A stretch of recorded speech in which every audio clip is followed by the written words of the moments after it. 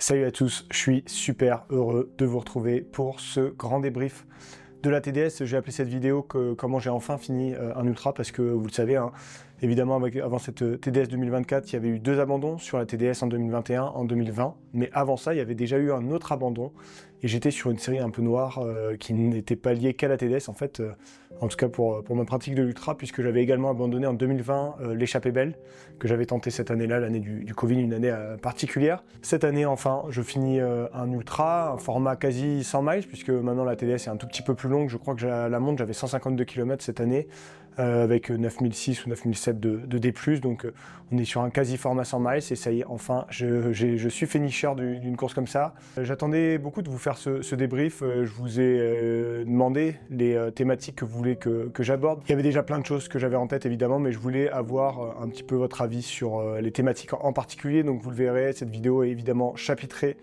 Vous pouvez aller d'une question à l'autre. Il y a a priori tout qui est chapitré en dessous, en tout cas par grande thématique. Et ensuite, j'irai dans les détails de chaque question. Je n'ai pas pu répondre à toutes les questions. Vous vous en doutez bien, il y en a eu beaucoup.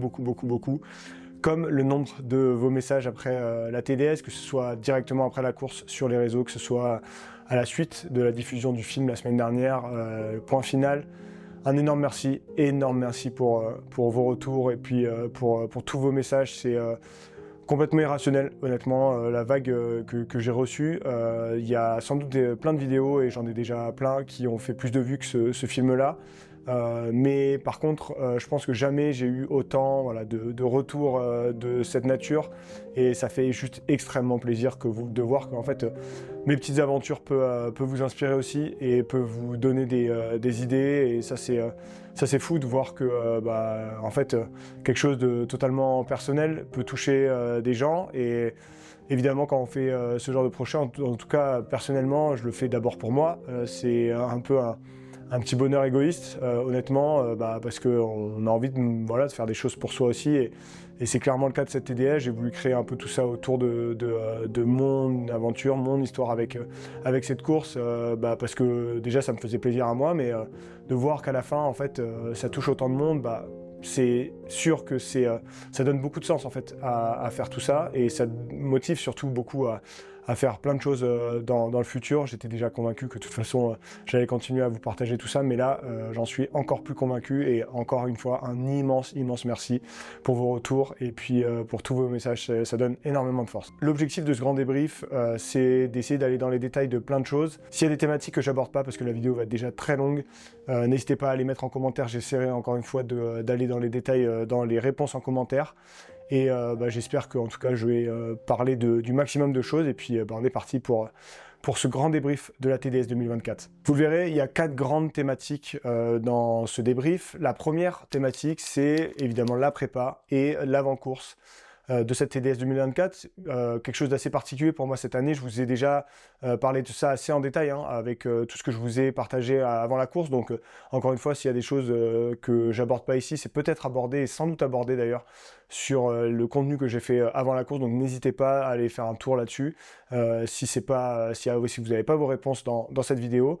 Mais je vais donc commencer avec cette première thématique. Là, j'ai eu une première question sur ma prépa en tant que telle. Il y a quelqu'un qui m'a demandé si j'avais réellement fait un mois de préparation. C'est quelque chose dont j'ai parlé avant la course, et j'en parle d'ailleurs aussi dans le film, hein, de ce mois de préparation. On voit d'ailleurs toute une partie de cette préparation-là. C'est même moins que ça en fait. J'ai eu, à vrai dire, là j'ai également Strava devant les yeux, donc je vais pouvoir rentrer un petit peu dans les détails.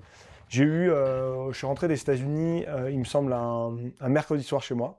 J'ai eu cette première partie de fin de semaine où en fait je savais que avec le décalage horaire, avec la fatigue accumulée, etc., j'allais pas pouvoir faire énormément. Finalement, j'ai fait un peu plus que prévu sur cette fin de semaine là, donc fin juillet. Et puis ensuite, j'ai eu 2 vraies grosses semaines là pour le coup où j'ai fait beaucoup de volume. Je suis monté, j'ai eu une première semaine à quasiment 25 heures, la deuxième semaine à 23 heures. Là, c'est vraiment mes 2 grosses semaines de la préparation pour la TDS. Ensuite, j'ai eu une semaine beaucoup plus light parce que j'ai fait de la rando en famille. Et donc, voilà, c'était des toutes petites journées de rando à plat. Enfin, c'était quasiment pas... En fait, j'étais dehors, mais on va dire que j'ai pas vraiment fait de sport à ce moment-là. La fin de cette semaine-là, j'ai remis en route. pour un dernier bloc de préparation. Et pour le coup, déjà sur cette fin de semaine, j'ai fait 9 heures de sport entre une sortie le vendredi soir, il me semble, et 2 sorties pendant le week-end. Et ensuite, j'ai eu encore quand même une grosse semaine derrière où j'ai fait 15 heures. Là, on était quand même déjà très proche de la TDS puisque c'est la semaine du 12 au 18 août. J'ai fait 15 heures avec encore 3 grosses sorties à ce moment-là. Et puis, tranquillement, on était déjà sur l'affûtage la dernière semaine avant la course. Donc, voilà, le mois de préparation, il était même presque un peu plus court que ça. Il y a eu voilà, 2 vraies grosses semaines, une semaine assez importante aussi où j'ai quand même finalisé la prépa. Et puis, pour le reste, c'était un petit peu du bricolage, entre guillemets. Mais donc, ouais, j'ai bien fait à peu près un mois, même pas, de préparation vraiment spécifique pour cette course-là. Cette prépa courte, justement, quelqu'un me demande si cette prépa courte, ça n'a pas été finalement un avantage parce que ça m'a enlevé de la charge mentale. Et c'est vrai que ça, pour le coup, je pense que c'est vraiment un point intéressant pour moi à relever de cette prépa TDS, c'est que finalement, c'est un format de prépa sans doute qui me convient assez bien pour plein de raisons. Déjà parce que les contraintes liées à mon métier font que c'est parfois compliqué de dégager beaucoup de temps sur une longue durée pour me préparer. Là, c'était intense mais court, donc j'ai pu caler ça. Voilà, alors, en août, j'ai pas fait grand-chose, mais j'ai pu me préparer comme il fallait. Ensuite, il y a aussi une dimension quand même vraiment importante, c'est l'aspect blessure. Et j'ai rejeté d'une fracture de fatigue cet hiver, donc je peux quand même en parler. J'ai eu 2 années vraiment compliquées d'un point de vue des blessures, avec des blessures quand même assez importantes. Et là, pour le coup, avoir une prépa assez courte, ça m'a aussi permis d'éviter d'aller trop loin dans les efforts et dans la préparation, et donc aussi d'éviter sans doute les blessures. J'ai parfois joué un peu avec la limite parce que j'ai mis énormément de volume en peu de temps, mais j'ai évité les blessures et je suis arrivé à la TDS sans pépin physique. Donc ça, c'est quand même quelque chose qui change par rapport à plein d'autres prépas que j'ai pu faire dans le passé, où j'arrivais pendant la prépa, je me blessais, et puis après j'arrivais sur la course voilà, plus ou moins en forme. Donc la prépa courte, il y a la charge mentale qui a été enlevée parce que je savais que de toute façon j'avais fait une prépa courte, que la prépa n'était pas parfaite. Donc ça m'a sans doute un peu enlevé de charge mentale. Et puis il y a aussi quand même l'aspect blessure qui était quand même pas négligé. Donc finalement chez moi, ces prépas courtes mais intenses, c'est peut-être quelque chose qui va fonctionner et qui semble fonctionner plutôt bien. Donc quand même quelque chose à garder dans un coin de la tête pour le futur. Autre question sur la préparation, c'est vrai que j'ai fait pas du tout de vélo et quelqu'un me demande si cette prépa sans vélo, je trouve que c'est finalement bénéfique. Ça, c'est quelque chose que j'ai parlé pas mal dans la vidéo que j'ai faite avant la TDS sur ma prépa, et je vous renvoie à cette vidéo. C'est vrai que je crois de plus en plus à la spécificité de l'entraînement pour préparer un objectif. Il y a toute une phase, je pense, où c'est très intéressant d'aller sur des sports croisés, sur une diversité de l'entraînement. Après, il y a une phase de prépa spécifique. Plus on se rapproche de l'événement, et là par contre faut être spécifique. Et donc personnellement, je savais qu'avec cette prépa très courte qui était très proche de l'événement, je pouvais pas me permettre d'aller faire du vélo là où en fait à la fin j'allais courir. Donc j'ai vraiment priorisé la course à pied, et je pense que ça a vraiment bien marché. Pour autant, le vélo, ça reste un sport que j'adore et que là je repratique un tout petit peu à l'automne, et que j'ai plein de grandes balades que j'ai très envie de faire. Donc c'est pas du tout un sport que je vais mettre de côté, et je pense que c'est très intéressant sur des phases, des périodes comme celle qui est devant moi là, où je suis très loin d'objectifs, et je pense que c'est très intéressant pour travailler la forme générale et puis travailler d'autres qualités.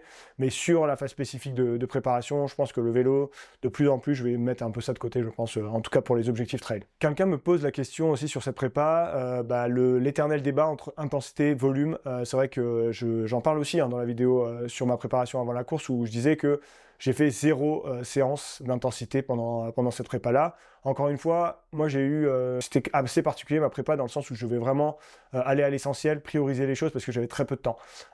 Sur une prépa un peu plus longue, peut-être de 2 mois au moins sur ce genre de course-là, pour le coup, je pense que ça peut être vraiment intéressant d'aller sur des séances d'intensité. En tout cas, pas forcément de la très haute intensité, mais au moins du seuil, du tempo. Ça, sans doute que c'est super intéressant. J'en ai discuté pas mal aussi avec Simon Gosselin, et notamment à propos de la prépa de Baptiste. Et pour le coup, je pense que ça, c'est hyper intéressant. Moi, c'est vrai que dans ma situation, je pense que le volume était nettement la priorité, et j'ai pas du tout senti un manque de ne pas avoir fait d'intensité en fait pendant la prépa, parce que ça reste des allures jamais très importantes sur une course comme la TDS, vous imaginez bien.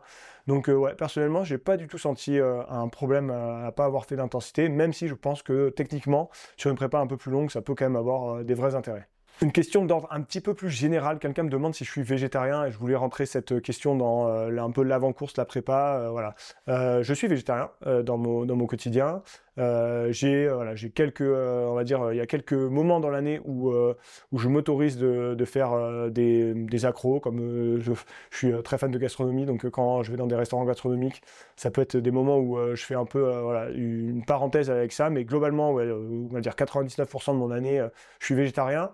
Je mange beaucoup d'œufs personnellement comme source de protéines, c'est une de mes sources de protéines principales, voilà, pas mal après de lentilles, de légumineuses de manière générale, pas mal aussi de choses à base de soja, du tofu, ce genre de choses. Donc ouais, personnellement, il y a plein de gens autour de moi qui sont végétariens, hein. Je pense à Simon, je pense à Jim. Ouais, pour moi, c'est pas du tout une contrainte, c'est plutôt même plutôt l'inverse. Donc, dernière question de cette thématique prépa avant course. Quelqu'un m'a posé la question sur mon sommeil de manière générale et aussi sur le sommeil juste avant la course et notamment le lundi avant la course, sachant que la course part donc à 23h50 maintenant, la TDS de Courmayeur. On part un lundi soir à 23h50 avant de commencer donc la nuit directement. Et comment je gère un petit peu tout ça? Alors, pour le contexte, moi je suis un mauvais dormeur, j'ai globalement un sommeil assez mauvais. Je suis très impacté par le stress et les périodes de stress pendant l'année. Donc quand j'ai des grosses périodes de boulot ou ce genre de choses-là, le stress impacte très très vite mon sommeil. Sur des phases où il y a peu de stress, finalement, je peux dormir assez correctement. Mais c'est vrai que là, la dernière semaine avant la TDS, j'ai quand même vraiment mal dormi. J'ai fait deux grosses insomnies. Donc c'était quand même pas terrible. Et c'est vrai que c'était vraiment la preuve que j'avais quand même une dose de stress qui était vraiment importante. On va dire que la journée de la TDS, ça allait un petit peu mieux, bizarrement, alors que les jours d'avant, c'était un peu plus compliqué. J'ai pas réellement réussi à dormir, à faire la sieste le jour le lundi de la TDS, mais j'avais prévu essayer de me poser voilà, pendant l'après-midi. J'ai réussi à me poser quand même pendant 2 heures sans vraiment dormir, mais en même temps en me reposant pendant l'après-midi. J'avais un Airbnb à Courmayeur. Je pense que ça fait une grosse différence par rapport aux années précédentes de pouvoir vraiment me poser à Courmayeur avant d'aller sur la course. Et ouais, je pense que et sans doute certains arrivent à faire la sieste avant ce genre d'événement. Même je pense sur l'UTMB, peut-être il y a des gens qui arrivent à faire une petite sieste avant d'aller prendre le départ à 18h. Là, pour le coup, moi, j'ai pas vraiment réussi à dormir, mais par contre, je me suis reposé. Donc voilà, après, le sommeil, ça reste quelque chose d'hyper important. C'est vraiment un gros sujet pour moi. Et c'est quelque chose que j'aimerais vraiment réussir à améliorer dans le futur de manière générale. Et puis ouais, de juste essayer de réduire un peu la quantité de stress qu'on se met et qu'on a de façon extérieure. Donc ça va être un des gros sujets aussi à travailler dans le futur. Deuxième thématique après la prépa et cette avant-course, c'est la course en elle-même. Là, j'ai reçu vraiment beaucoup de questions. Il y aura une troisième thématique qui sera spécifiquement sur le matos, puis ensuite sur un peu ce que je projette pour l'avenir. Je vais aborder ici des questions liées à la course en elle-même. Voilà, il y a encore une fois, hein, j'ai dû vraiment sélectionner parce que sinon ça ferait beaucoup trop de questions. Première question qu'on me demande, si je suis heureux de ma performance et quel était mon objectif initial. Pour préparer cette TDS, évidemment, en fait, j'avais une assistance, comme vous l'avez bien vu dans le film, et donc pour eux, j'étais obligé de faire des temps de passage. Pour qu'ils aient un minimum une idée de à quelle heure j'imaginais passer en fonction du rythme que j'avais. Et ça, j'avais basé mes temps sur les années précédentes, notamment pas l'année dernière puisque le parcours avait été modifié, mais notamment sur 2022, sachant que cette année, le parcours a changé, hein, comme vous l'avez compris, et donc il a fallu faire quand même quelques autres ajustements. J'avais fait un tableau pour arriver à peu près en 23 heures à Chamonix. C'était un peu ça mon temps de passage, en tout cas mon tableau des temps de passage. Je savais objectivement que j'avais quand même les armes pour faire mieux que 23 heures. Donc voilà, 23 heures, on va dire, c'était un tableau de marche assez, non, pas pessimiste, mais en tout cas, voilà, normal, sans prise de risque. Et je savais honnêtement au départ de la course que j'avais sans doute les jambes pour faire mieux, voire beaucoup mieux que ça. Et en fait, très vite dans la course, hein, ça s'est confirmé puisque j'avais fait un temps de passage pour arriver en 6h15 à Bourg-Saint-Maurice notamment. Je suis arrivé en 5h36. Donc déjà, j'avais 24 et 15, presque 40 minutes d'avance sur mon timing déjà au bout de 50 km. Donc je savais qu'en fait j'avais quand même les armes pour faire beaucoup mieux que ça. Ces 40 minutes, elles sont montées encore plus haut. Je devais avoir plus d'une heure à un moment d'avance sur mes temps de passage. Et puis ensuite, même jusqu'à Beaufort, il me semble que j'avais une heure, une grosse heure, alors que je commençais déjà à avoir des problèmes, comme vous l'avez vu dans le film. Et en fait, ensuite, j'ai eu ces gros problèmes entre Beaufort et Autlus qui ont fait que j'ai perdu tout mon temps que j'avais en avance. Puis ensuite, la fin a été un peu un calvaire, donc là encore, j'ai perdu du temps et j'arrive finalement à 23h52. L'objectif initial, c'était évidemment de finir. C'était vraiment de voir Chamonix. Et ça, j'ai jamais perdu cet objectif tout au long de la course. Donc ça, c'est quelque chose dont je suis hyper fier, c'est d'avoir réussi mentalement à être toujours mobilisé sur l'objectif premier qui était de voir Chamonix. Personnellement, quand j'aborde une course, c'est toujours pour tout donner. Et si j'ai un dossard autour de la taille, c'est parce que j'ai envie de donner le meilleur de moi-même. Donc j'ai toujours un objectif de performance qui est là quand même. En l'occurrence là, ici, voilà, j'avais envie de faire une belle course et je sentais que j'avais les armes pour faire une belle course. Donc voilà, je gardais en tête que faire moins de 22 heures, c'était vraiment quelque chose de, je pense, possible. 21h30, quelque chose comme ça, je pense que c'était vraiment quelque chose de réalisable. Et donc voilà, mettre à peu près... j'avais fait un tableau sur 23 heures, mais dans un bon jour, je pense que normalement, il y avait... Je sais que j'avais les armes pour faire plutôt 21h30 sans doute. Je sais pas exactement combien ça m'aurait mis au classement, ça, mais... et finalement, les 60 premiers kilomètres jusqu'au Passeur de Pralognan, j'ai les preuves que c'est possible de faire ces chronos-là. Donc ça, l'objectif initial, c'était vraiment de finir. J'avais mon tableau de passage, c'était une arrivée en 23 heures à peu près. Et puis finalement, j'ai complètement explosé ce temps avec la fin où j'ai beaucoup souffert. Mais voilà, ça c'était un petit peu l'idée de départ. Et donc, est-ce que je suis content? Oui, je suis content parce que l'objectif initial, il a été rempli. C'était de voir Chamonix, ça c'est une évidence. Après, quand on parle de ma performance, je sais jamais trop quoi répondre parce que je veux pas non plus paraître prétentieux à dire non, je suis déçu de ma performance, alors que non, l'objectif c'était de finir. Maintenant, je sais qu'objectivement, j'avais les armes pour faire beaucoup mieux que ça. Et ça, j'en suis convaincu. Et peut-être que ça, pour le coup, ça regarde que moi après. Mais en termes de performance pure, je pense que je pouvais faire beaucoup mieux. Mais maintenant, c'est à moi de le prouver dans le futur. On me demande combien j'ai passé de temps au ravitaillement. Ça, je trouve que c'est une question hyper intéressante parce que c'est des choses, on regarde beaucoup chez les athlètes élites, les premiers, combien de temps ils passent au ravitaillement. Et maintenant, il y a un peu une guerre comme ça de qui c'est qui va passer le moins de temps en étant le plus efficace possible au ravitaillement, notamment sur l'UTMB. C'est quelque chose qui est très scruté et il y a plein de stats qui sortent après la course, etc. Il y a une stat qui est donnée par l'UTMB et personnellement, je pense que cette stat n'est pas bonne parce que, en tout cas, sur ce qui est dit par le Live Trail, ils disent que je suis resté 25 minutes 38 au ravitaillement et je pense que c'est complètement sous-estimé, ne serait-ce que parce que j'ai déjà passé au moins un bon 15-20 minutes, au moins 20 minutes à Autlus. En fait, là, je pense qu'il s'appuie seulement sur le temps passé aux bases vie, donc à la fois Bourg-Saint-Maurice, Beaufort et les Contamines Montjoie. Bourg-Saint-Maurice, il y a eu un petit couac avec Jordan et Valentin qui sont arrivés un tout petit peu en retard. Donc j'ai déjà vite perdu, on va dire, 2-3 minutes à ce moment-là. Après, le reste du ravitaillement a été relativement efficace, même si je pense qu'on peut aller beaucoup plus vite. Et c'est des choses, avec Valentin et Jordan, c'est des gens qui aiment aller dans le détail. Et je suis sûr que dans les prochaines assistances qu'on fera ensemble, on va être vachement plus efficace puisqu'on va travailler là-dessus. Et c'est des perfectionnistes. Donc je sais que si on veut faire beaucoup mieux, on peut faire beaucoup mieux. Et je pense qu'il y a matière à. Ensuite, Beaufort, ça a été pareil, c'était un moment très important dans la course, 93e kilomètre, donc j'avais prévu quand même de prendre mon temps, j'ai changé de chaussettes, j'ai changé de chaussures, j'ai pas changé de chaussures, mais j'ai changé de chaussettes, donc j'ai dû remettre les chaussures, je me suis changé de manière globale, etc. Donc là, j'ai passé quand même un peu de temps, et ensuite, les contamines, pour le coup, ça a été un tout petit peu plus rapide parce que c'était la fin de course, je voulais un peu en finir, et j'étais déjà, je souffrais déjà beaucoup, et en fait, ça n'avait pas vraiment de sens de passer plus de temps au ravitaillement que ça.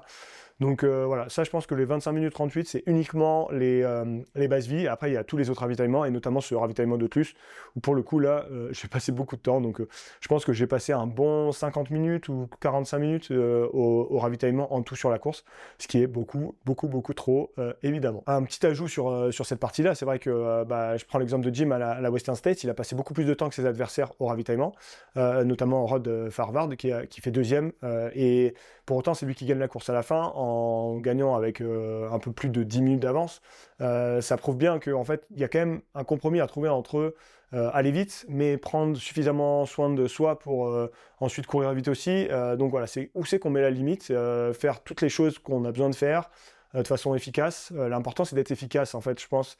Bah oui, il y aura sans doute toujours quelqu'un qui ira un peu plus vite que vous, mais il faut savoir si pour vous, c'est une bonne chose, en fait, de pas beaucoup s'arrêter. Moi, je pense que le moins de temps on peut s'arrêter, le mieux c'est. Ça sert à rien de s'arrêter pour s'arrêter. Ça, c'est sûr pour moi. Et personnellement, dans le futur, j'ai envie d'essayer d'être plus efficace. Parce qu'en fait, c'est du temps gratuit, un petit peu, je trouve, les ravitaillements. Donc, si on peut être efficace et partir vite, pourquoi pas le faire? Quelqu'un me pose la question sur mes forces et mes faiblesses que j'ai identifiées pendant cette course-là. Je trouve ça intéressant parce que ça m'a permis de me reprojeter un petit peu sur la course, où c'est que j'avais eu des forces et des faiblesses, et aussi ça a mis un peu en perspective l'athlète que je suis et la vision que j'ai de l'athlète que je suis. J'ai toujours pensé que j'étais un bon descendeur par rapport aux gens de mon niveau. Je parle toujours par rapport aux gens de mon niveau, hein, évidemment. On va pas se comparer à ceux qui gagnent les courses. Mais par rapport aux gens de mon niveau, en général, je descends un peu plus vite et j'ai toujours été un peu plus rapide en descente. Par contre, j'ai toujours un peu souffert par rapport à ces gens-là en montée. Ça, c'était un peu voilà, mes caractéristiques. Et sur le plat, sur les portions roulantes, j'ai toujours été aussi plutôt honnête et plutôt bon, même plutôt, je pense, un peu meilleur. Par contre, en montée, c'est vrai que j'ai toujours eu un peu des difficultés par rapport aux gens de mon niveau. Cette année, c'est marrant parce que j'ai senti pour le coup quelque chose d'assez différent sur cette TDS.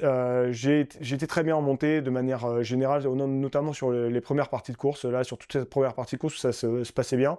Je pense que c'est totalement lié à l'entraînement que j'ai eu, à faire énormément de dénivelé. J'ai fait des parcours, je me suis entraîné exclusivement dans le Beaufortin, des parcours assez raides, exclusivement de la marche bâton. Et ça, c'est quelque chose que j'ai vraiment acquis, là, je pense, pendant cette prépa. Un plaisir immense à marcher avec les bâtons et à se sentir vraiment bien en marche bâton dans les terrains assez raides, ce qui convient parfaitement à la TDS. Et ça, c'est quelque chose, je suis hyper content d'avoir réussi à avoir ces sensations-là parce que, en fait, c'est quelque chose que après j'ai pu appliquer en course. Et c'est vrai qu'en course, j'étais vraiment bien dans ces parties-là. Je pense notamment à la montée au Passeur Pralognan. Je mets quasiment le même temps, je crois, que Simon Gosselin, par exemple, même si Simon était dans une forme très, très, très moyenne hein, pour lui. Ça montre quand même que personnellement, bah, il y a quand même un gap énorme de niveau entre nous deux. Et je réussis malgré tout à être pas si loin de lui sur cette longue montée jusqu'au passeur. Donc plutôt très content de ça. En descente, j'ai eu vite des problématiques en fait liées au problème que j'ai eu de cage thoracique. Vous avez été beaucoup à me poser des questions aussi sur ces problèmes dont j'ai parlé de cage thoracique. En fait, c'est une problématique où j'ai vraiment la sensation que j'ai un peu toute la cage thoracique qui se resserre. C'est très très désagréable, c'est douloureux. C'est sans doute lié à tout. Enfin, on est en train de travailler là-dessus avec notamment Mathieu, mon médecin, mais sans doute lié à tous les muscles hein, de cette partie-là du corps qui se contracte, qui se rétracte, et à voir comment on peut travailler là-dessus. Mais c'était vraiment très gênant et du coup, ça m'a vraiment beaucoup gêné en descente, alors que musculairement, j'étais vraiment très facile. Notamment jusqu'à Beaufort où vraiment musculairement zéro problème aussi de tendons, de ce genre de choses là que je peux avoir de temps en temps, même le genou, voilà, les fasciales latérales, tout, pour rien de problématique de ce point de vue là. Par contre vraiment la cage thoracique là ça a été un gros problème et ça m'a vraiment beaucoup handicapé assez vite dans la course, notamment pour m'alimenter et puis ensuite pour tout le reste. Donc je dirais que globalement, mes forces là sur cette TDS, ça a été assez vite, ça a été plus la montée que la descente, même si en descente, je me suis senti pas mal et finalement, en fin de course, j'ai avancé quand même en descente. Et bah ouais, globalement, j'ai l'impression que mon profil d'athlète s'est un peu rééquilibré là pendant cette prépa de la TDS. Donc on va voir comment ça va tourner dans le futur. Mais je pense que c'est intéressant, c'est des choses intéressantes aussi à garder en tête pour les prochaines prépas et voir comment ce que je peux travailler en tout cas. Je pense que ces qualités de descendeur, je les aurai toujours plus ou moins.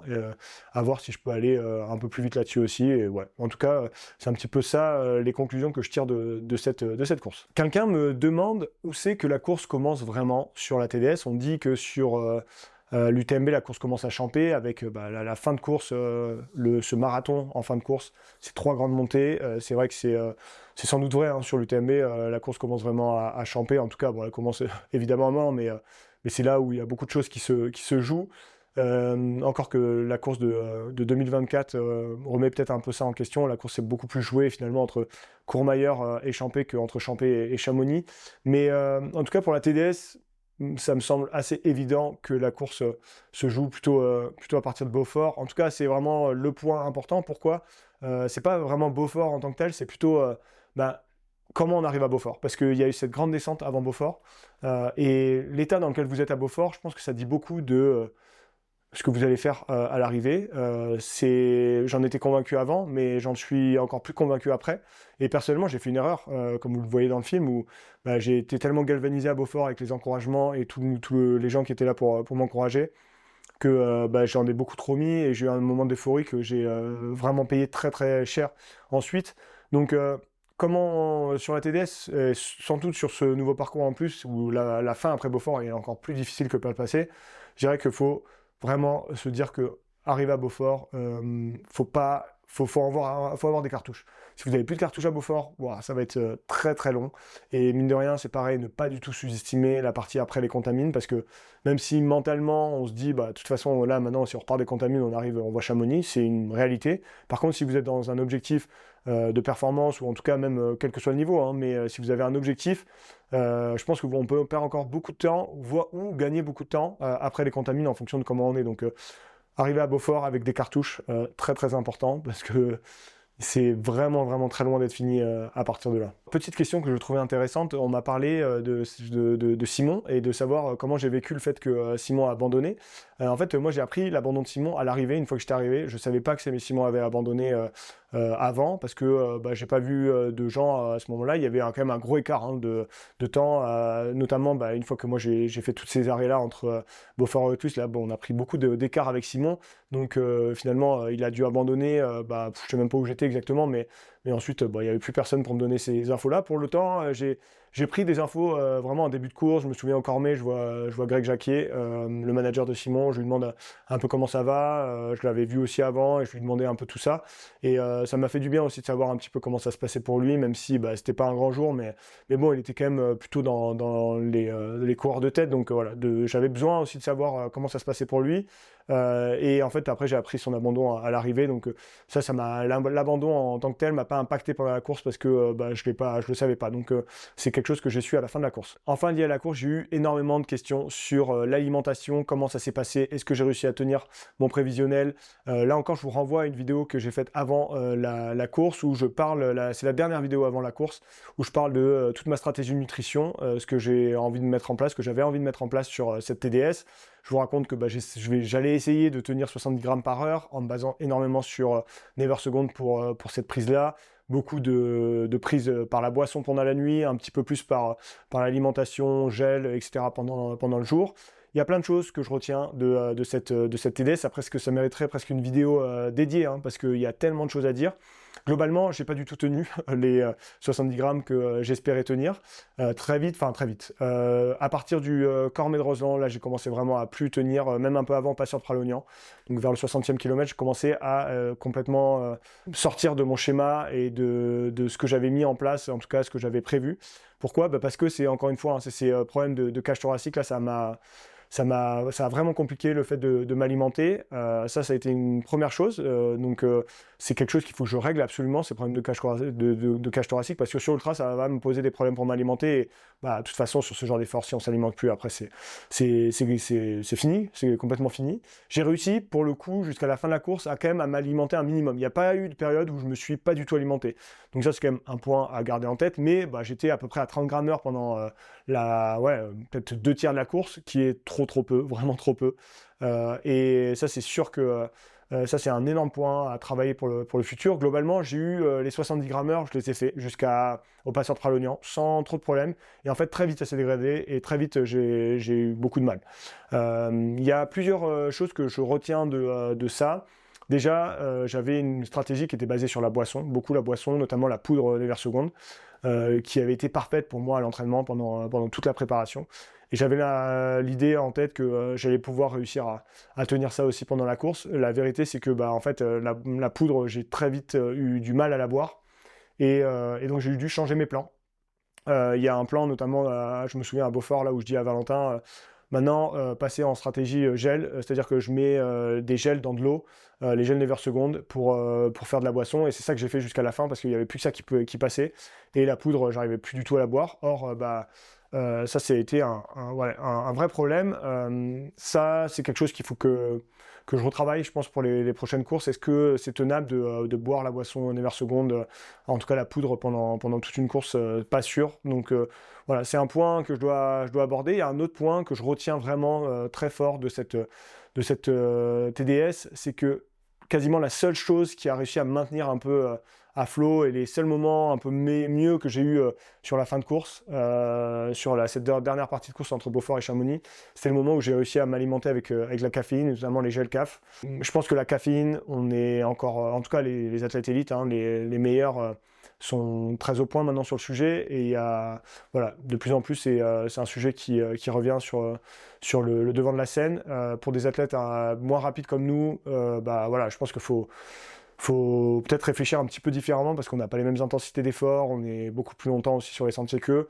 Mais pour moi, c'est un point hyper important, la caféine, et c'est à quel point on peut l'utiliser, comment l'utiliser. Et c'est très très clair que j'en ai pas pris assez, je pense, pendant cette course. Et si j'ai envie d'optimiser la performance dans le futur, je pense que la caféine, c'est vraiment un point qu'il va falloir que je regarde de plus près et voir comment je peux travailler là-dessus, parce que je pense qu'il y a énormément de choses à faire autour de ça. Le nombre de glucides par heure, c'est une évidence, mais ça, c'est une évidence pour tout le monde maintenant. Par contre, la caféine, je pense que voilà, faut comment la prendre, quelle quantité, il y a plein de questions, mais c'est quelque chose que j'ai envie de vraiment travailler pour les mois qui viennent. J'en ai fini de cette deuxième thématique autour de la course. Encore une fois, là, notamment sur l'alimentation, s'il y avait des choses particulières, vous voulez que j'aille dans les détails, n'hésitez pas. J'essaie de répondre aux questions, mais en même temps, j'essaie de ne pas rester trop longtemps sur une question en particulier. On va attaquer la troisième thématique qui est le matos. Là aussi, beaucoup de questions. Je vais d'abord parler de ce qui a fait le plus parler, honnêtement, que ce soit juste après la course, pendant la course, après la course. Depuis, j'ai des questions tous les jours autour de ça. Et là, quand j'ai posé, je vous ai demandé les thématiques que vous voulez que j'aborde, c'est encore revenu énormément. Donc, je vais parler un peu en détail de cette chose-là, la chemise que j'ai mis pendant la course, quelque chose je ne m'attendais pas en fait que ça fasse autant parler. Ça avait déjà fait beaucoup parler, j'avais une autre chemise pour le Grand Raid 73. Déjà à ce moment-là, les gens m'ont énormément demandé la référence de la chemise. En l'occurrence, c'était une chemise Rourke que j'avais pour le Grand Raid 73. Et là, j'avais une autre chemise, j'ai fini la course de Beaufort jusqu'à Chamonix avec cette chemise-là. C'est une chemise de la marque Run Rabbit, marque américaine. Et en l'occurrence, la mienne, je l'ai dégotée à la Western States. Pour la petite anecdote, là il y a d'ailleurs le petit Western States qui est ici. La petite anecdote, c'est que je suis allé à la boutique, je savais qu'ils la vendaient, et quand je suis arrivé, il n'y avait plus ma taille. Donc j'étais vraiment un peu abattu à ce moment-là, parce que c'était vraiment j'avais envie de me l'acheter celle-là, et c'est finalement Jim qui me l'a donné, parce que Jim l'a eu, je sais pas trop par quel moyen, et c'est Jim qui me l'a donné, donc elle a encore en plus une valeur un peu plus sentimentale. C'est quelque chose que j'adore. J'adore vraiment courir en chemise désormais. Alors évidemment, c'est adapté plutôt aux conditions d'été, hein. Pourquoi j'adore courir en chemise? Déjà, je vais essayer de répondre à plein de questions qui ont été posées autour de ça, sur cette chemise-là. C'est du tissu technique, hein. C'est un tissu stretch, respirant. C'est des boutons pression, en l'occurrence sur cette chemise-là. Donc c'est une chemise qui est faite pour courir, hein. Moi, c'est la chemise, quelque chose que j'ai vraiment plutôt découvert aux États-Unis, notamment sur la Western States. Il y a un coureur qui a fait pas mal de top 10 déjà dans sa carrière, qui lui court en chemise tous les ans à la Western States. Et moi, c'est un peu lui qui m'a donné l'idée ou l'envie d'essayer en fait, de courir en chemise. Et quand j'ai eu l'opportunité d'essayer, en fait, j'ai trouvé que c'était hyper agréable de courir en chemise. Pourquoi? Parce que déjà, le style, c'est vrai que j'adore le style que ça donne. L'autre chose, c'est que c'est hyper intéressant en termes de ventilation et d'aération, comment on gère en fait la gestion de la chaleur et de l'aération. Je trouve que c'est très facile, notamment avec ces boutons pression. C'est moins le cas sur la Rourke avec des vrais boutons. Là, avec les boutons pression, c'est très facile de déboutonner et d'aérer plus ou moins en fonction de ses besoins, notamment sur les périodes estivales où il peut faire chaud. L'autre chose, c'est le col, la présence du col. Ça, je trouve que c'est intéressant par rapport à un t-shirt classique. on se protège un petit peu plus le cou, on est un peu plus protégé du soleil de manière générale, donc c'est quelque chose que j'aime beaucoup. Et pour toutes ces raisons-là, en fait, moi je trouve que c'est quasiment ce que je préfère, c'est ce que je préfère aujourd'hui pour courir. Et vous me verrez beaucoup courir avec des chemises, je pense, dans le futur. Ce qui est marrant, c'est qu'il y a pas mal de gens qui m'ont contacté depuis, notamment chez les marques. Si vous aimez les chemises, je pense restez bien connectés parce que 2025, 2026, en tout cas dès 2025, je pense qu'il va y avoir pas mal de choses qui vont arriver sur le marché. Et ouais, forcément, moi, comme ça, voilà, c'est un peu maintenant un peu un objet fétiche. Voilà, je risque d'avoir la chance de pouvoir importer pas mal de différentes provenances. Donc, restez bien connectés. Et en tout cas, c'est pas la dernière fois que vous entendrez parler de chemise avec moi. Je vous ai parlé de cette chemise-là. C'est une chemise, comme je vous disais, qui est faite par la marque Run Rabbit, mais qui était brandée Hoka en l'occurrence. Donc, c'était une chemise qui était rebrandée Hoka pour la Western States. Ça me permet d'aborder la collab avec Hoka de manière générale. C'est quelque chose qui s'est hyper bien passé, je trouve, cette collab sur ce film-là. Moi, je suis hyper content d'avoir pu faire ça. Il y a quelqu'un qui me demande est-ce que j'ai prévu de recollaborer avec Hoka dans le futur. Comme ça s'est super bien passé, il y a sans doute des chances qu'on réimagine des choses avec Hoka. Maintenant, moi, je suis quelqu'un, encore une fois, vous savez, hein, là, c'était un one-shot avec Hoka, c'était un projet qui était soutenu par Hoka, mais je suis pas du tout athlète Hoka, et je suis athlète rien du tout d'ailleurs. Moi, je suis d'abord libre, un peu de faire ce que je veux, et c'est hyper important pour moi de garder cette liberté-là, vous le savez, donc il y aura peut-être des projets avec Hoka dans le futur, mais j'espère aussi des projets avec d'autres marques, hein, parce que j'ai pas du tout envie d'être catégorisé d'une marque ou d'une autre. Là, en l'occurrence, ça s'est hyper bien passé avec Hoka sur cette TDS, ils m'ont procuré le matos dont j'avais besoin, le soutien financier aussi que j'avais besoin pour réaliser ce film-là, et j'espère, et je pense que vous avez été beaucoup à noter que il y avait quand même une ambition qui avait été mise dans la prod sur ce film-là, et encore une fois, d'avoir Léo notamment sur toute la partie image, ça permet d'avoir un film d'une autre nature que ce qu'on peut faire d'habitude, d'avoir Mars aussi qui a fait les photos, d'avoir Alice qui a fait toute la partie graphique, tout ça en fait c'est permis aussi par le soutien financier là d'Hoka en l'occurrence, mais demain d'une autre marque. Donc si j'ai envie de continuer à faire des projets de cette nature-là, je vais avoir besoin d'avoir des soutiens financiers. Pour moi, c'est naturel de le faire avec des marques. J'ai beaucoup de propositions de choses un peu exotiques, on va dire, pour faire des partenariats. Voilà, ça pourrait me permettre de faire des projets, d'avoir des marques comme ça un peu exotiques qui viennent et qui financent des choses. Maintenant, pour l'instant, tant que je peux et tant que j'ai l'opportunité, moi je préfère faire ça avec des pure players, des gens qui sont acteurs, qui font des produits que nous on va porter demain, comme Hoka, comme Salomon peut-être, comme On, comme Adidas, plein de marques potentielles, parce que pour moi ça fait du sens et c'est très important. Moi c'est pas comme ça que je gagne ma vie. YouTube ne me rapporte rien et c'est juste quelque part juste un plaisir, et donc en fait je m'en fous un petit peu d'aller chercher de l'argent pour chercher de l'argent. Moi ce que je veux c'est que ça ait du sens. Par contre c'est important d'aller chercher de l'argent sur ces projets là pour pouvoir les financer, mais en l'occurrence avec Hoka ça s'est super bien passé, et donc peut-être qu'il y aura d'autres choses avec Hoka dans le futur. Pour l'instant, on n'en a pas encore discuté du tout, mais sans doute il y aura aussi d'autres choses avec d'autres marques. Donc voilà. Mais en tout cas, cette collab avec Hoka, ça s'est super bien passé. Je pense que c'était hyper fluide aussi. Et de toute façon, tant qu'on reste transparent, je pense qu'il n'y a pas de problème. Et tant que vous savez un petit peu comment ça se passe, qu'est-ce qui se passe, pour moi, c'est juste hyper naturel. Donc voilà. Mais on verra bien ce que le futur dira. Grosse question aussi qui est revenue pas mal sur l'aspect matos, c'est le sac. Le sac que vous voyez ici. J'ai eu beaucoup de questions sur le fait, est-ce que le sac, la question sur est-ce que le sac va être vendu par Hoka, ce sac-là que vous avez eu notamment aussi sur les athlètes Hoka, que nous on a eu la chance de pouvoir porter aussi pendant la course, et est-ce que finalement je regrette ce choix-là, parce que c'est un autre point que j'ai abordé dans la vidéo que j'ai fait avant la course sur le matériel que j'allais apporter. Est-ce que j'hésitais beaucoup entre le Wise et le sac Hoka. On a eu cette discussion avec les gens de chez Hoka avant la course. Moi, je leur ai expliqué que je ne peux pas me lancer sur une course, notamment en ultra, où le sac est une pièce hyper importante, sans avoir testé le sac et sans être vraiment confiant avec le sac. Donc, ils m'ont laissé cette marge de manœuvre de dire, OK, si ça ne va pas, tu peux prendre le Wise, mais si ça va, nous, on préfère évidemment que tu prennes le sac Hoka. Finalement, je suis parti avec ce sac Hoka. Il y a d'ailleurs encore la petite étiquette TDS.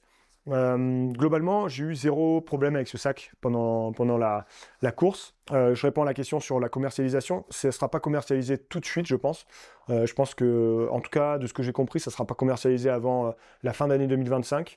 Je pense que ce sac-là, en l'état, ne sortira pas. Je pense qu'il y aura encore des choses qui vont être améliorées sur le sac d'ici qu'il soit sorti et que vous puissiez l'acheter. Mais c'est dans les ambitions d'Oka de vendre ce sac-là. Donc un jour, vous aurez un sac Oka sur le marché. Ça, c'est quelque chose déjà de sûr.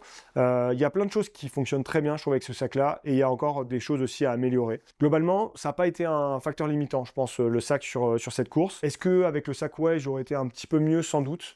Sans doute parce que je le connaissais un petit peu plus. Il y a certains détails qui font que sans doute le sac Way était un tout petit peu plus adapté.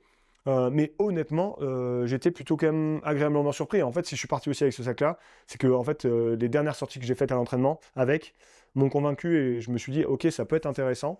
J'en ai pas mal parlé avec Jim aussi, qui m'a bien expliqué le sac, comment lui il remplissait, etc. Donc ça m'a aidé aussi sans doute. Je pense qu'il y a quand même de la pédagogie à faire aussi sur un sac, on vous le donne, mais comment on l'utilise.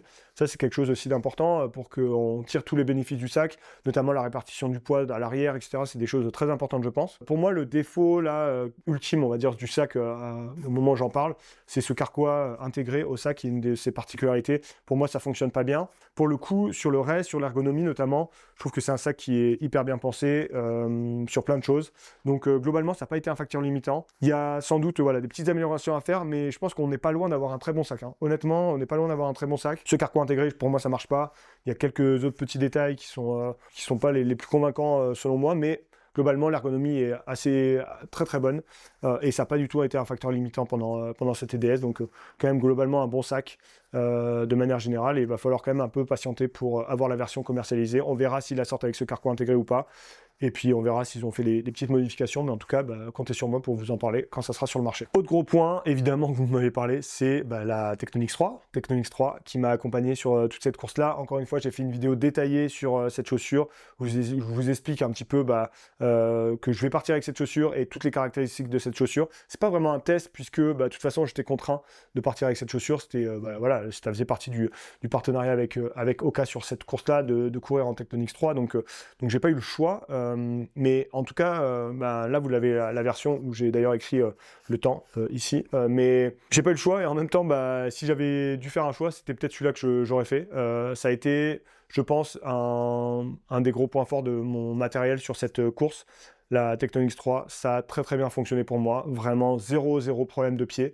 Vous aurez vu mes pieds à l'arrivée, ils étaient nickel, c'est-à-dire même pas zéro, rien, même pas comme si j'avais pas couru 150 km. Honnêtement, mes pieds étaient nickel. J'ai eu zéro problème de douleur de pied pendant la course. Vous savez que j'ai ce problème de bursite à un de mes pieds, le pied gauche. Là aussi, ça s'est bien passé pendant la course. J'ai jamais trop souffert de ça pendant la course. Ça n'a jamais été du tout un problème. Globalement, très très satisfait de cette chaussure. Sur la course, elle a été, la TDS, c'est une course qui a des pentes assez raides, zéro problème, que ce soit en descente, en montée. Sur les phases de relance, c'est là où elle est vraiment excellente, je pense. La guêtre, très satisfait de la guêtre, un confort sans problème. Non, juste très bien, cette Tectonix 3 pour une course comme la TDS. Au final, ça fait très bien le taf et je vous l'explique dans la vidéo que j'ai fait avant la course. Je pense qu'il y a quand même un compromis vraiment intéressant sur cette chaussure-là. Vous le verrez, 2025, ça va être une année hyper importante, je pense, sur le marché du trail avec la sortie de modèles peut-être pas très entendus parce que vous savez peut-être pas qui sont dans les tuyaux, mais en tout cas de modèles très performants, je pense, et des modèles hyper intéressants. J'ai aussi beaucoup couru à la prépa avec les Salomon S-Lab Glide. C'est une chaussure dont je vous reparlerai bientôt, qui sort en fin d'année. Il y a plein de choses hyper intéressantes qui arrivent sur le marché. Et cette Tectonix 3 fait partie un peu de ce mouvement-là. Est-ce que demain, là, en 2025, ça sera la chaussure la plus performante? Peut-être pas, mais je pense que ça restera toujours une chaussure super intéressante. C'est déjà une chaussure super intéressante. Et peut-être que je continuerai, alors pas avec celle-là, parce que celle-là, j'ai décidé d'en faire de la déco dans mon salon. Mais peut-être qu'avec une autre paire, j'irai encore courir beaucoup. C'est vraiment fort possible.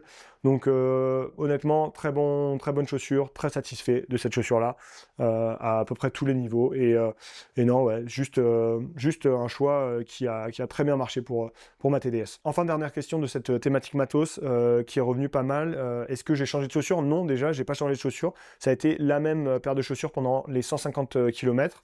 En termes d'usure, je pourrais vous faire des gros plans, mais honnêtement, du coup, elle avait 50 km au moment où je l'ai mis, donc elle doit avoir 200 km au moment où je parle. Et honnêtement, l'usure est quand même encore très correcte. Heureusement peut-être, je sais pas. J'ai eu la version que j'ai eue avant, pour le coup, avec laquelle je me suis entraîné avant, qui doit avoir un peu plus de 200 km aussi. Pour le coup, est vachement plus abîmée. Là, j'ai pris une demi-taille au-dessus sur cette chaussure-là de course, et finalement, ça a fait une grosse différence. C'est Jim qui m'a donné ce conseil-là. Donc, je pense que voilà, n'hésitez pas peut-être à prendre une petite demi-taille au-dessus si vous avez un doute, si vous êtes entre deux tailles. Surtout, gros défaut de cette chaussure, c'est la semelle l'insole de base qu'il y a dans cette chaussure-là, qui bouge beaucoup. Donc, n'hésitez pas, soit si vous avez des semelles ortho, là, il n'y a pas de problème. Mais si vous n'avez pas de semelle particulière, peut-être acheter une semelle Sidas, ça peut être vraiment intéressant pour le coup d'avoir une semelle qui grippe un peu plus, et c'est vrai que l'insole de base de cette chaussure est pas ouf. Donc ça pour le coup c'est quelque chose, je pense qu'il faut vraiment changer pour changer l'expérience aussi de la chaussure. Mais au-delà de ça, sinon voilà, vraiment top. Et pour le coup j'ai changé une fois de chaussettes. Je suis parti avec les anatomiques de chez Sidas. J'ai changé une fois de chaussettes à Beaufort pour exactement les mêmes, mais juste des chaussettes neuves, quoi. Enfin des chaussettes en tout cas propres. Et voilà, ça a été les seuls changements que j'ai fait pendant la course. Dernière thématique après le matos, qu'est-ce qui m'attend maintenant pour le futur? Je voulais commencer par une question qui j'ai mis dans cette catégorie-là, mais que je trouvais hyper intéressante. Quelqu'un me demande, et finalement, qu'est-ce que j'aurais dit au Simon d'il y a 2 ans qui a abandonné après la TDS 2022. C'est intéressant parce que je sais que parmi vous, il y en a qui ont dû abandonner cette année sur cette TDS.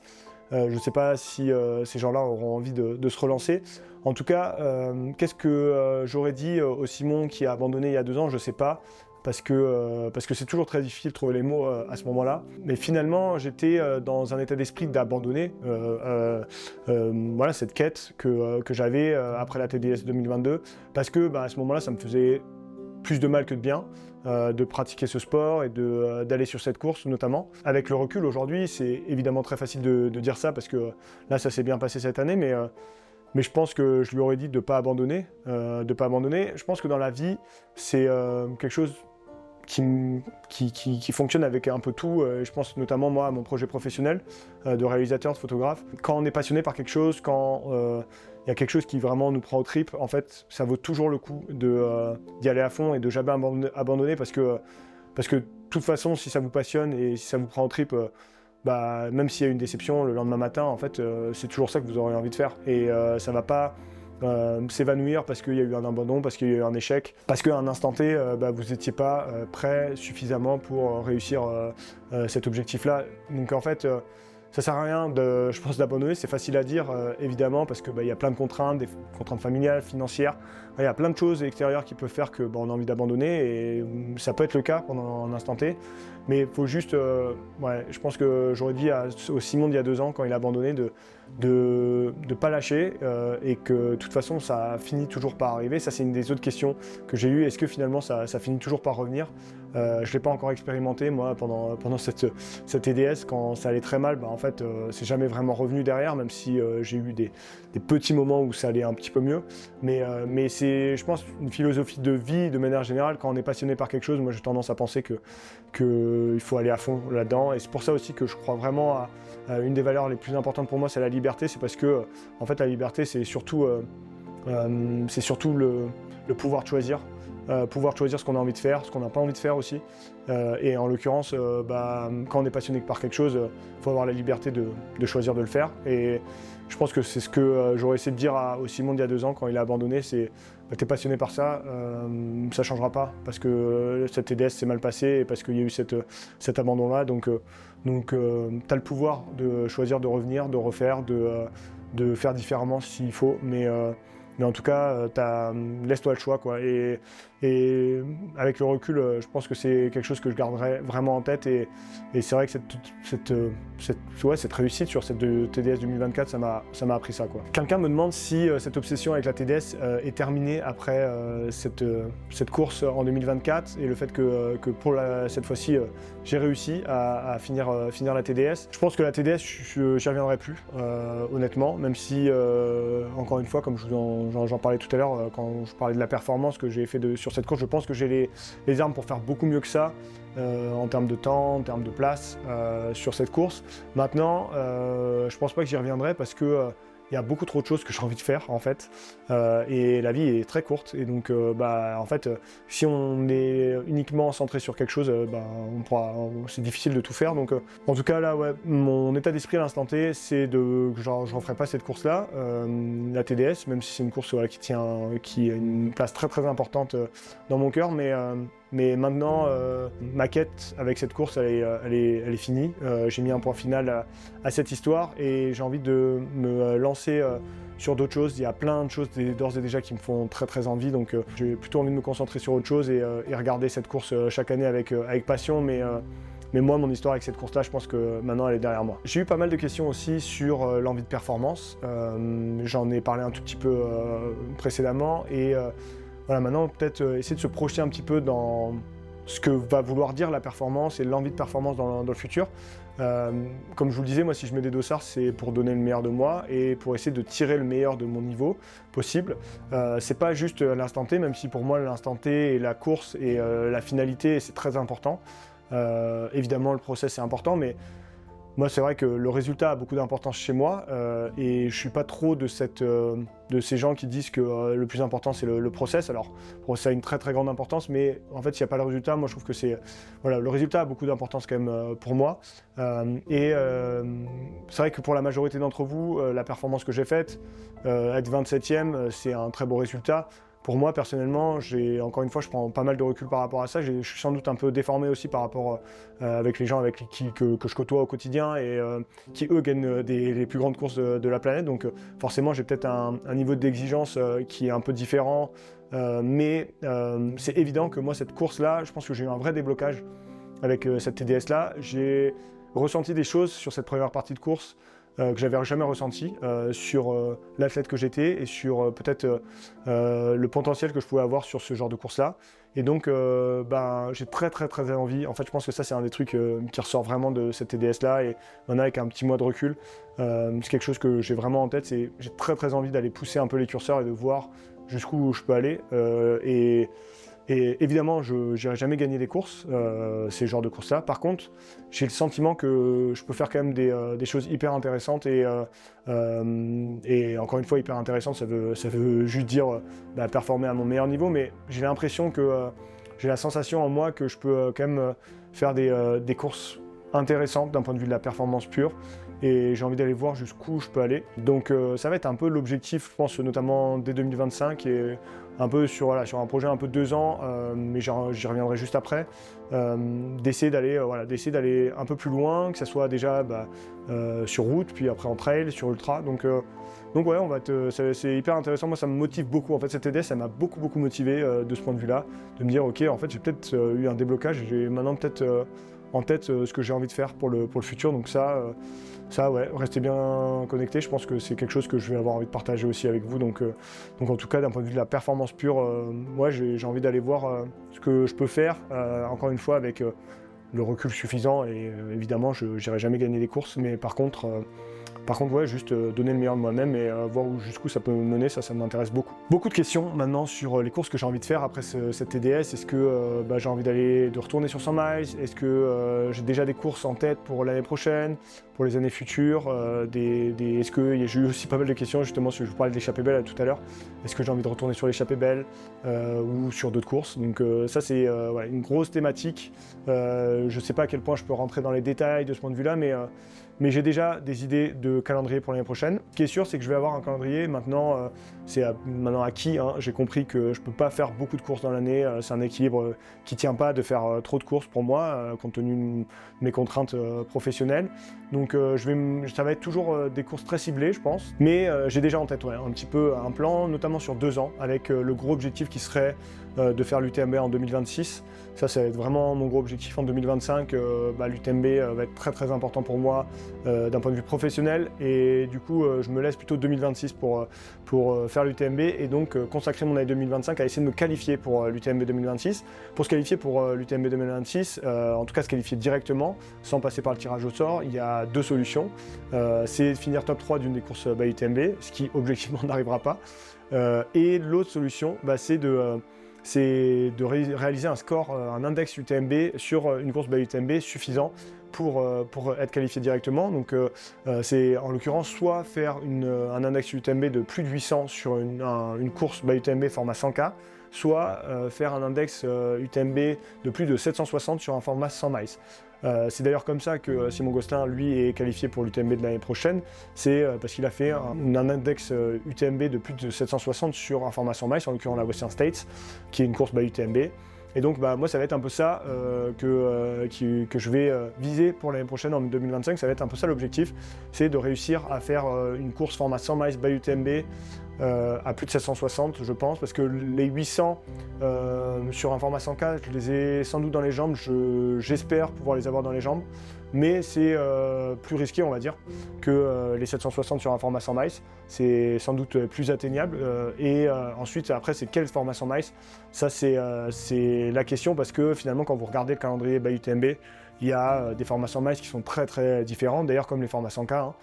Ça peut être, le plus court il me semble que ça doit être Andorre qui doit faire 105 km et 7000 de D+.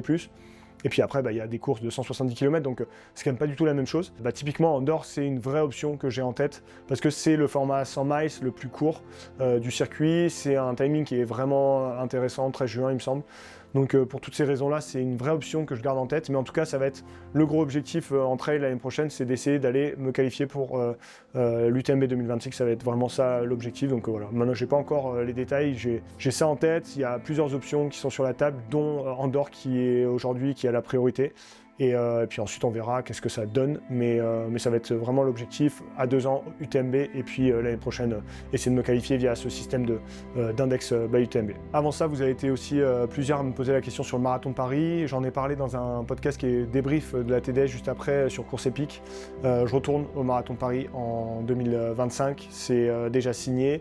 Je ne sais pas encore sur quel format, c'est-à-dire avec qui, parce que c'est quasi sûr aussi qu'il y aura un projet autour de ça. J'ai plein d'idées d'ailleurs à ce niveau-là, et ça, restez bien connectés parce que je pense qu'il y aura des trucs très cool qui vont être faits autour du marathon de Paris, vous le verrez. J'ai pas encore donc les détails, par contre c'est sûr que je vais aller au marathon de Paris, je devais faire le marathon de Paris cette année, c'est sûr que j'ai envie d'y aller pour l'année prochaine. Ça rentre aussi dans cette démarche d'essayer d'aller un peu chercher le meilleur de moi-même et de faire les choses du mieux possible. L'objectif, ça sera évidemment d'aller en dessous de 2h30 maintenant. C'est si je m'entraîne et si j'ai envie d'aller au marathon de Paris, c'est pour aller en dessous de 2h30. On verra si c'est possible, on verra si c'est faisable.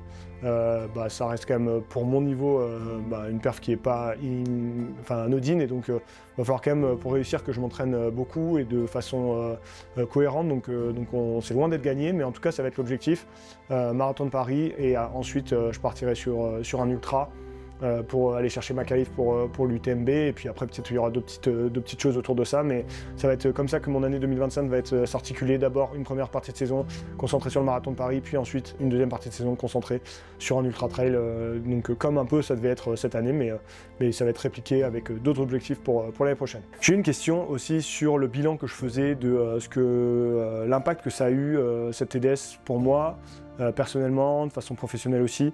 Je trouve ça intéressant comme question parce que finalement ça a eu un écho et un impact que j'imaginais pas, que j'avais anticipé, le fait que c'est une histoire évidemment qui me tenait beaucoup à cœur, et j'avais la conviction avec Léo qui allait me suivre qu'on pouvait ramener des choses hyper inspirantes et raconter une histoire hyper inspirante, ce que j'ai essayé de faire de façon juste après la course, avec tout ce qu'on a pu partager sur les réseaux, et puis ensuite avec ce film. Je m'attendais pas honnêtement à avoir autant de retours, de gens qui m'envoient des messages. Je suis encore très en retard, j'ai encore beaucoup de messages en retard. Honnêtement, j'ai reçu c'est un nombre complètement ahurissant de messages, notamment sur Instagram, et pour l'instant, je n'ai pas réussi à assumer encore de répondre à tout le monde, mais je vais essayer de le faire. Et honnêtement, l'impact que ça a eu d'un point de vue image et communication pure, je ne m'attendais pas que ça prenne cette ampleur-là. C'est hyper positif pour moi parce que ça veut dire aussi que c'est des preuves que les histoires que je peux raconter, ça peut avoir un impact, et donc je pense que ça va aussi intéresser des gens de me soutenir dans mes projets futurs. Donc ça c'est hyper cool, parce que votre soutien en fait c'est juste des armes pour les prochains projets, et donc ça c'est cool. Personnellement évidemment c'est hyper gratifiant d'avoir autant de soutien, de se sentir aussi soutenu. Ça met une forme de pression aussi, mais je pense que j'arrive maintenant à prendre du recul par rapport à ça. Et donc ça c'est aussi une bonne chose, mais en tout cas le soutien que vous m'apportez c'est complètement fou. Et ça c'est vrai que c'est quelque chose, je ne m'attendais pas d'avoir autant de monde qui soit inspiré par mon histoire avec cette course-là, et puis de manière générale avec mon histoire avec l'ultra. Donc ouais, c'est quelque chose que j'ai envie de continuer à écrire avec vous, et en tout cas ça c'est quelque chose qui me donne beaucoup de confiance en fait.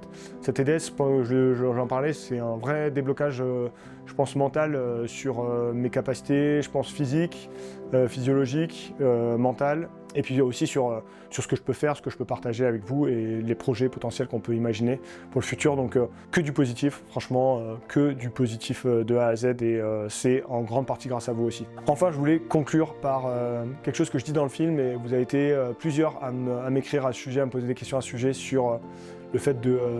je parle de ça dans le film, que j'ai pris conscience en 2022 quand j'ai abandonné que le regard des autres avait beaucoup d'importance sur ce que je faisais. Et entre 2022 et 2024, je crois que je l'ai accepté. Quel regard j'ai sur la question maintenant? Je pense que cette TDS, ça m'a un petit peu changé aussi de ce point de vue-là. Je vous parlais juste avant de l'impact que ça a pu avoir, et puis le nombre de messages, le nombre de soutiens que j'ai eu en lien avec cette course, et qui était exceptionnel. Je crois que j'ai réussi du coup à aussi me détacher un tout petit peu de tout ce que vous pouvez m'apporter, c'est-à-dire que c'est à la fois beaucoup de force, mais ça peut être aussi une forme de pression, et je le fais aussi pour le regard que vous pouvez avoir là-dessus. Là, j'ai l'impression que ça a été un vrai déblocage pour moi, cette TDS, et que j'ai aussi envie de faire des choses et de prioriser évidemment de ce que j'ai envie de faire, mon plaisir immédiat, on va dire, et d'être un peu égoïste là-dessus, tout en continuant à vous le partager. C'est une évidence pour moi, mais courir pour les autres, je pense que ce sera, voilà, c'est dans ma nature, je pense, que le regard des autres a de l'importance pour moi. Maintenant, j'ai l'impression que la balance s'est un petit peu rééquilibrée, et que courir pour moi, ça en a plus aujourd'hui, et encore plus après cette TDS. Et ça c'est aussi une des leçons de comment j'ai réussi à aborder cette course-là. Donc voilà, plein de leçons à retenir de cette TDS. En tout cas, c'est exclusivement du positif. Voilà, c'est comme ça que je conclus ce très long débrief sur la TDS. Encore une fois, si vous avez des questions, n'hésitez pas en commentaire. Allez mettre toutes vos questions, j'essaierai d'y répondre avec le plus de détails possible, notamment sur des choses un peu précises que je n'ai pas pu aborder pendant ce débrief-là. J'ai essayé d'aborder le plus de choses possible. Merci encore pour toutes vos questions, vous étiez très nombreux à m'avoir posé des questions. Encore un immense merci pour votre soutien, c'est complètement fou le soutien que vous m'avez apporté, donc merci pour tout ça. Nous, on va se retrouver très vite pour de prochaines vidéos, on va passer à autre chose. J'ai plein de choses à vous parler, mais c'est vrai que cet arc, on va dire, autour de la TDS, là va commencer à être derrière nous maintenant, et on va pouvoir se projeter dans le futur. Le futur, il y a plein de choses qui vont arriver, encore une fois, vous l'avez compris, et j'ai très hâte de partager ça avec vous. Et puis d'ici là, restez bien connectés, puis nous on se retrouve très vite. Allez, ciao à tous.